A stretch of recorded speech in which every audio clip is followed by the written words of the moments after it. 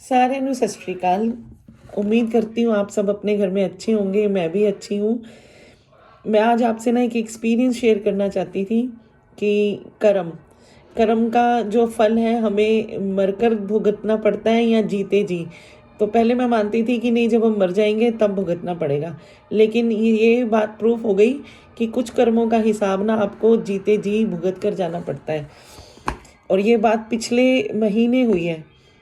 2003 में family distribute की वजह से प्रॉपर्टी का जब बंटवारा हुआ तो हमारे साथ आधा प्रॉपर्टी वो ले गए, और फिर उस प्रॉपर्टी में से हम बाकी बहन बहनों को निकाला, इंसर्ट करके कि फटाफट सामान उठाओ और चले जाओ।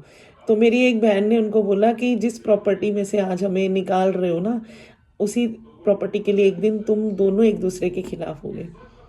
और 20 साल बाद वही हुआ।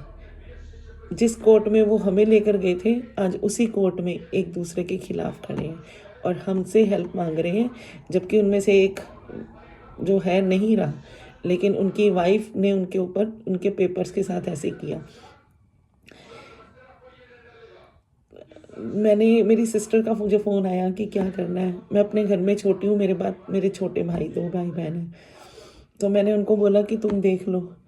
तो उन्होंने बोला कि चलो हेल्प कर देते हैं, कि अब तो हमारे पास कुछ है भी नहीं। तो मैंने उनको बोला कि जिस टाइम इनको हमारे माँ बाप बनकर खड़े होना चाहिए था, उस टाइम इन्होंने हमारे साथ ऐसे किया।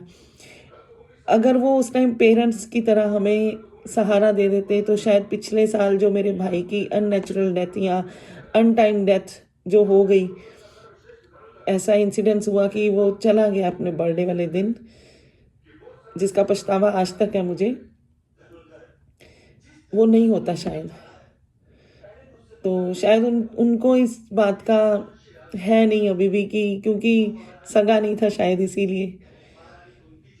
लेकिन आज मैं ये बात मान गई हूँ कि हाँ, कर्म का फल भुगतना पड़ता है। मैंने अपनी लाइफ में 3 लोगों को, अपनी फैमिली के अंदर 3 लोगों को ऐसा देख लिया कि जिन्होंने फिर मरते टाइम माफ़िया मांगी। तो हमें ऐसा कोई काम ही नहीं करना चाहिए कि हम मरते टाइम, दुनिया से जाते टाइम अपने उनसे माफ़ी मांग कर जाएं। पूरी लाइफ तो उनको परेशान करें, बाद में उनको माफ़ करें। बस मेरा यही एक्सपीरियंस था, क्योंकि मैंने तो उनको बोला कि मैं तो शायद इनको नहीं माफ़ कर पाऊँगी, क्योंकि मेरा भाई नहीं रहा उस टाइम, इन्होंने हमारे साथ हमें देखा ही नहीं, तो अभी क्या फ़ायदा। तो पता नहीं, आप सब कमेंट में बताएं कि मुझे उनको माफ़ करना चाहिए या नहीं। बस मैंने ये एक्सपीरियंस इसीलिए शेयर किया कि हाँ, मैं इस बात को मानी हूँ कि कर्म का हिसाब हमें यही करना पड़ता है। Thank you so much.